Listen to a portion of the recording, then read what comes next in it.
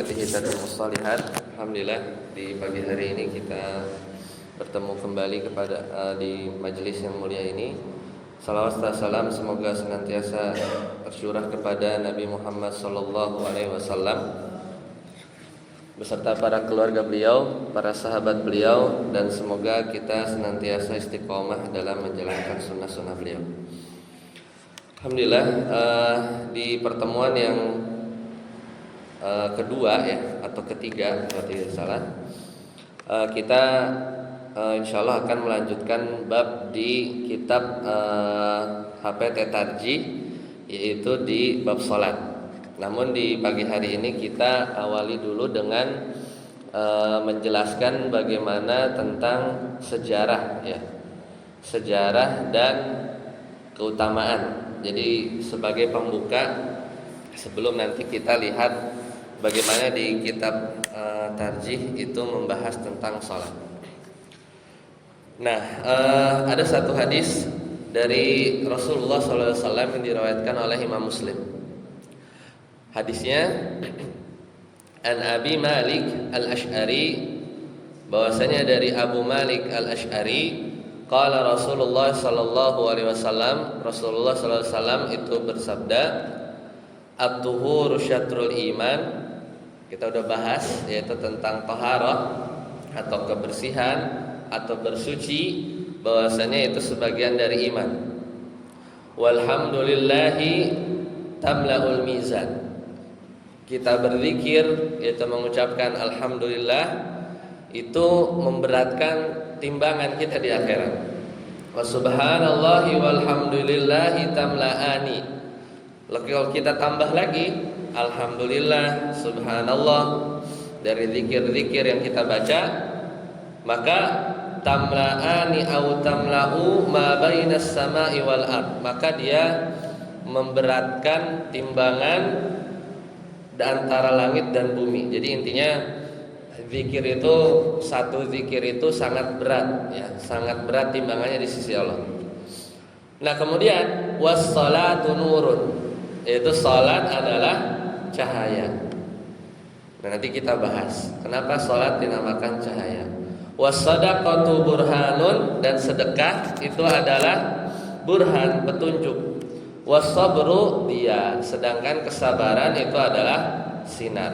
Nah, jadi apalagi ada satu amalan yang Allah tetapkan bahkan jadi bagian dari rukun Islam kita, yang mengumpulkan bersucinya iya, di dalamnya berzikir juga iya, ya gitu ya. Maka tentu banyak lagi pahala yang didapatkan. Nah, ini satu hadis riwayat Imam Muslim yang menjadi motivasi kita ya. Kenapa kita selama umur hidup kita tidak boleh terlewat satu salat. Nah, selanjutnya amalan salat. Salat di sini yang kita bahas adalah salat wajib. Itu ternyata dilakukan oleh para nabi-nabi terdahulu. Jadi enggak cuman umat Nabi Muhammad SAW saja. Bahkan dari zaman Nabi Ibrahim itu kelihatan dari ayat-ayat yang kalau doanya Nabi Ibrahim ya pada Nabi Ismail itu kelihatan ketika beliau meletakkan Ismail di lembah yang enggak ada apa-apanya, yaitu di Bakkah. Sekarang Bakkah itu namanya Mekah. Kata Nabi Ibrahim dalam doanya, Rabbana inni askantu min dzurriyyati, sesungguhnya ya Rabb kami, aku taruh ini anak ya, biwadin ghairi dzi 'indi baitikal muharram, yaitu di satu lembah yang dia enggak punya tanaman-tanaman ya dan seterusnya, tapi dia lihat akhir doanya, Rabbana liyuqimus shalah, wahai Rabb kami, agar mereka, maksudnya keluarganya Ibrahim yang ketika itu cuma Ismail dan orang tuanya, ibunya, untuk mendirikan sholat. Sholatnya kayak gimana? Enggak tahu. Ya, sholatnya tata caranya seperti apa kita tidak tahu detail. Ya, kemudian doa Ibrahim lain, Rabbi ij'alni muqimas shalah wa min dzurriyyati. Selalu begitu. Ada salat, ada anak-anak, apa keturunan, Rabbana wa taqabbal doa. Ya, kemudian Nabi Ismail sama juga. Ya, jadi wa kana ya'muru ahluhu bis shalah. Nabi Ismail juga dalam Al-Qur'an yang kita tahunya menyebutkan ada salat. Kemudian Nabi Syuaib juga sama, ya. Ya Syuaibu as-salatuka ta'muruka an tandruku ma ya'bud, ya. Ma an tatruku ma ya'bud sama. Jadi Nabi Syuaib ada kata salat. Nabi Musa juga sama, ya. Nabi Musa bahkan terus sampai ke Nabi Muhammad SAW. Cuman yang kita nggak paham adalah bagaimana sholatnya itu. Apakah ada rukunya, apakah ada sujudnya, atau gimana? Itu tidak dijelaskan detail. Nah, ada yang mencoba menjelaskan para ulama bagaimana tata cara sholat nabi-nabi terdahulu. Maka kesimpulannya kata mereka, kalau dilihat dari hadis-hadis yang ada, itu sholatnya sama, ada ruku, ya, ada sujud. Cuman detail bacaannya, gerakannya, rakaatnya itu berbeda-beda sampai yang paling dekat, ya, yang paling dekat dengan Nabi SAW, yaitu umat-umat terdahulu dari kalangan Bani Israel, mulai dari Nabi Musa dan seterusnya, yang sampai kepada kita adalah jumlah waktunya, jumlah berapa kali dia sholat. Salah satunya adalah di zamannya Nabi Musa alaihissalam. Dulu Bani Israel itu diminta untuk sholat mereka di zaman Nabi Musa, waktunya kurang dari 5 waktu.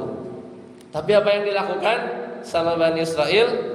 Mereka enggak melaksanakannya. Makanya waktu Isra dan Mi'raj, ketika dikasih 50 suruh turun, suruh kurangin, ya, sampai 5. Bahkan ketika 5 ketemu lagi Nabi Musa, suruh balik lagi mohon kepada Rabbmu, maksudnya Allah Subhanahu wa taala, untuk kurang. Kenapa? Karena Nabi Musa punya pengalaman bahwasanya Bani Israel ketika dikasih 5 waktu mereka meninggalkannya, ya.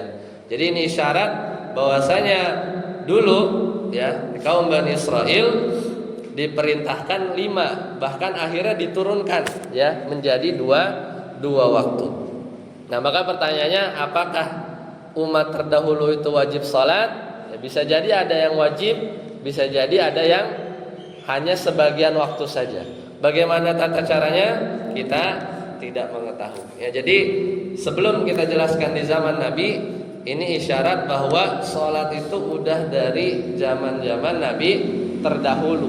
Jadi bukan sesuatu yang baru ada di zaman Nabi Muhammad SAW.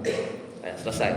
Maka sekarang kita masuk bagaimana sholat itu disyariatkan bagi umat Nabi Muhammad SAW. Sampai akhirnya ada 5, dan juga jumlahnya itu 2, ya, dari subuh 2, asarnya 4, zuhurnya 4, ya, kemudian maghrib 3, isya 4. Itu juga ada sedikit penjelasannya. Nah, yang pertama, ketika Rasulullah SAW masih ada di Mekah, ya, maka nggak langsung tuh, karena kan perintah pertama itu adalah bertauhid kepada Allah dengan wahyu pertama, Iqra bismi rabbikal ladzi khalaq. Sampai berapa tahun kemudian turunlah ayat, ya ayyuhal muzammil qumil laila illa qalila nisfahu awin qus minhu qalila. 3 ayat surat Al-Muzammil. Nah, ini baru nih, baru pertama kali sholat itu disyariatkan atau diperintahkan kepada Nabi Muhammad SAW dengan surat Al-Muzammil. Jadi ya ayyuhal muzammil wahai orang-orang yang berselimut, maksudnya Nabi Muhammad SAW, qumil laila illa qalila. Bangkit, bangun. Suruh apa? Salat malam, salat malam. Ya, nisfahu di tengah malam, berarti bagi duanya itu dari waktu terbenam sampai waktu syuruk, yaitu jam 6.10-an, bagi dua, berarti itu nisfu itu masih di jam 11. Ya, jam 11 malaman. 11 ya, setengah 12 ya. Awin kusminhu qalila, atau lebih sedikit dari itu. Itu yang disebut dengan sepertiga malam. Itu mulai dari jam 2, sepertiga terakhir. Kalau bagiannya sepertiga sampai nanti waktu subuh ya. Bagian malam ya sampai terbit, tapi ngitung sepertiganya kita benar-benar bagi ketika terbit dan terbenam, kita bagi dua. Nah, itu yang biasa dilakukan, yaitu di sepertiga malam. Nah, ketika ayat ini turun, maka yang dilakukan oleh Nabi Muhammad SAW beserta para sahabatnya waktu itu jumlahnya masih dikit, karena kan baru di periode awal umat Islam itu ada. Maksudnya yang masuk Islam itu baru dikit, bahkan masih ada yang sembunyi-sembunyi, ngumpet-ngumpet gitu ya. Ya, dan ini berlaku selama 1 tahun. Jadi dulu sholatnya Nabi Muhammad SAW itu hanya sholat malam saja, belum ada subuh, ya, zuhur dan sampai isya nggak ada. Adanya sholat malam aja, ngerjainnya di malam hari, dan ini hukumnya wajib bertahan sampai 1 tahun, sampai turun ayat selanjutnya di surat Al-Muzammil ayat ke-20. Ya, surat Al-Muzammil ayat ke-20.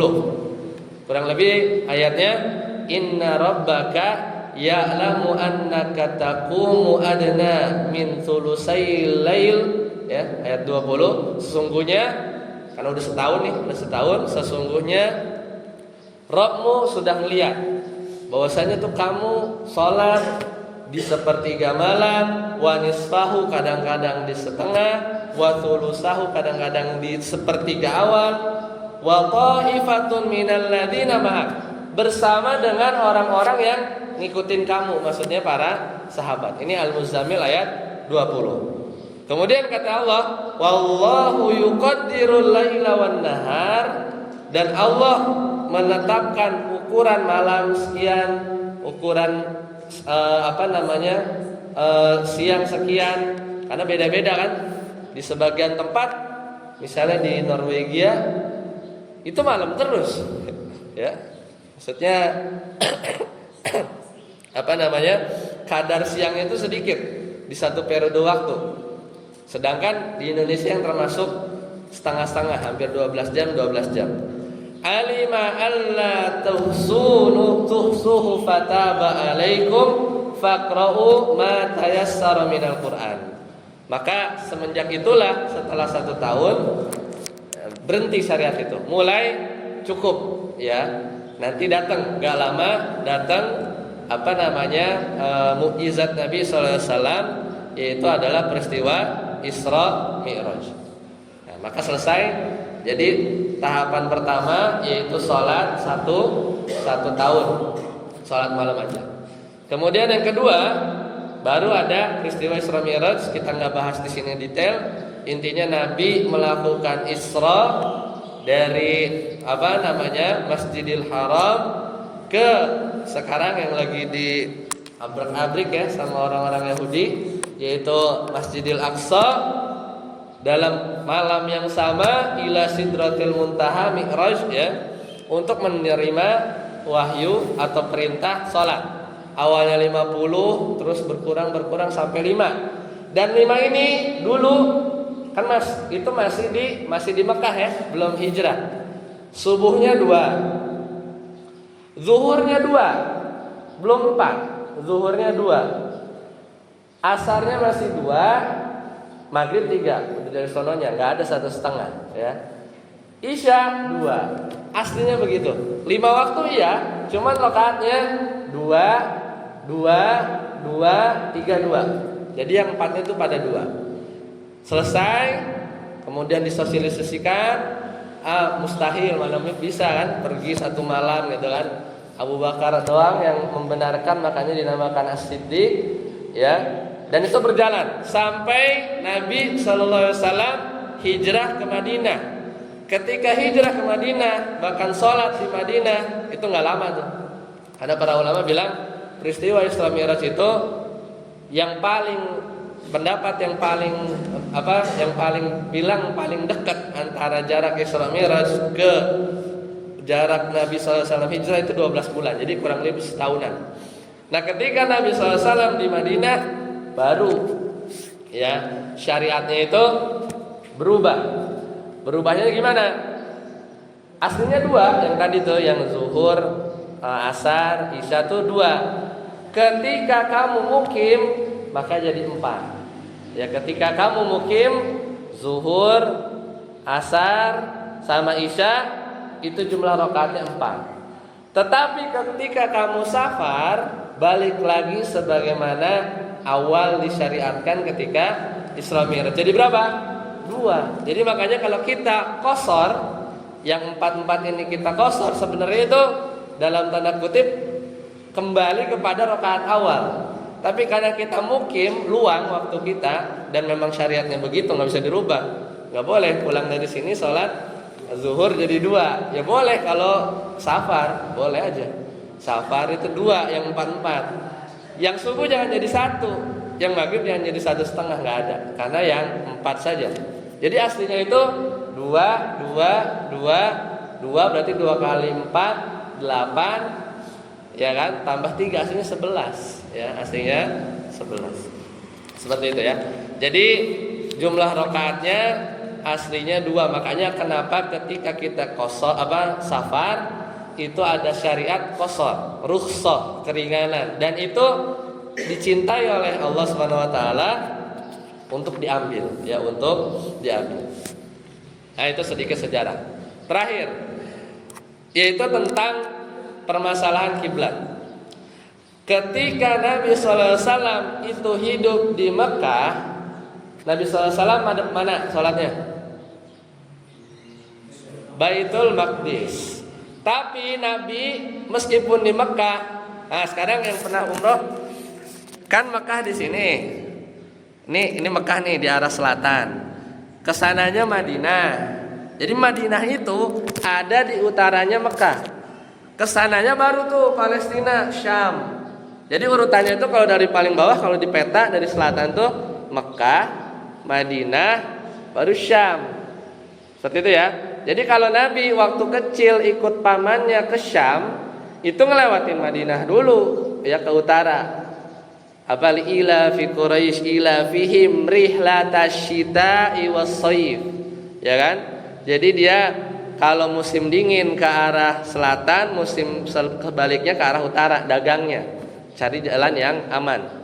Jadi Syam ke atas.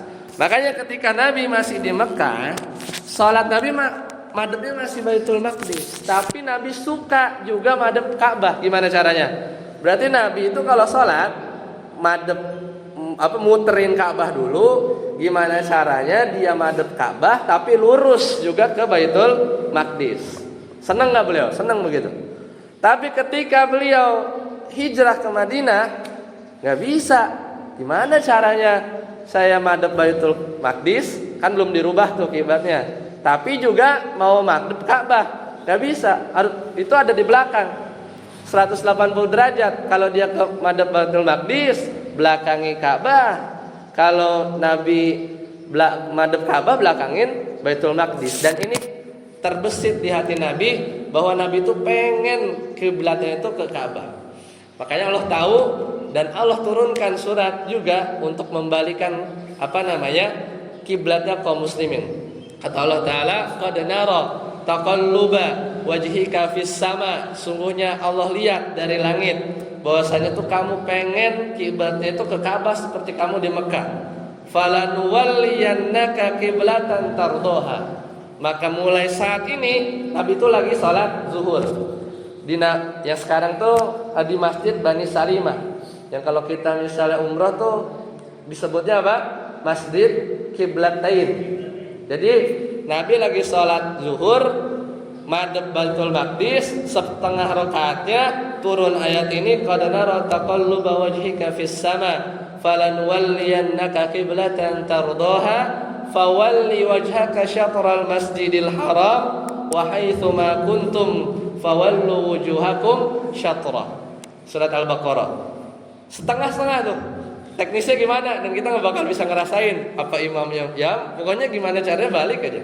Yang tadinya madhep Baitul Maqdis di waktu yang sama, di sholat yang masih sama, sholat zuhur di Masjid Bani Salimah, Nabi muter balik, ya, madhep 180 derajat. Karena antara Ka'bah dengan Baitul Maqdis, kalau posisi kita di Madinah itu bolak-balik 180, nggak bisa sejajar gitu. Ya, jadi 180. Makanya dikenal dengan Masjid Qiblatain. Karena disitulah ada orang-orang yang sholat kiblatnya dua, beda. Satu ke utara Baitul Maqdis, di waktu yang sama muter ke selatan, yaitu ke Ka'bah. Dan semenjak itulah semua diuji. Ada yang murtad lagi, ada yang nggak percaya. Apa nih? Terus ada yang mempertanyakan, gimana status sholat saya setahun yang lalu yang selama ini madhep Baitul Maqdis, sah apa kagak? Bingung kan? Akhirnya turun ayat lagi, bahwasanya Allah ya tidak menyanyiakan iman kalian. Iman di sini maksudnya sholat. Ini untuk meyakinkan para sahabat yang ragu sholat yang sebelumnya itu yang madhep Baitul Maqdis itu sah apa enggak.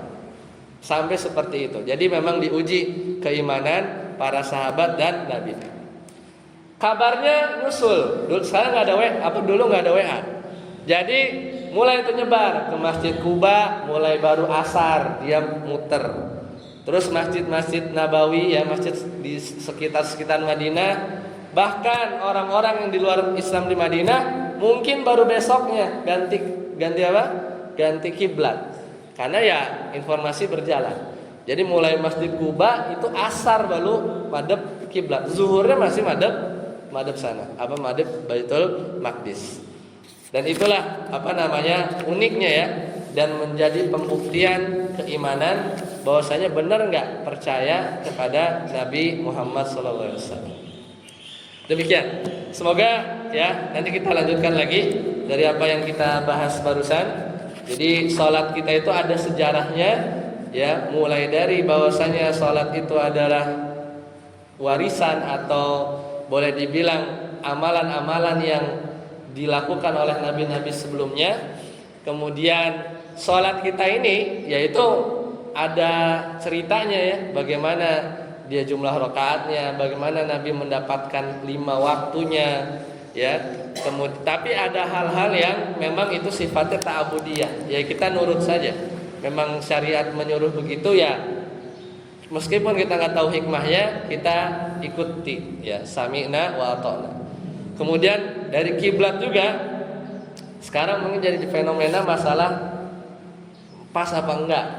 Ya, pada asalnya ya di HPT Tarji, ya selama kita nembak di satu waktu, tahu lah itu Ka'bah, ya udah kita yakin sholat di situ, nggak usah was-was.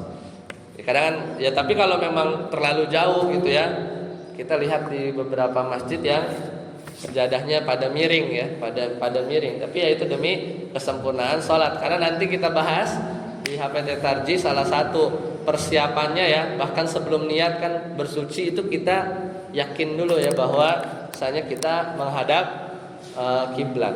Sampai-sampai kejadian 2 pergantian kiblat saja itu memang menjadikan ujian keimanan, ya.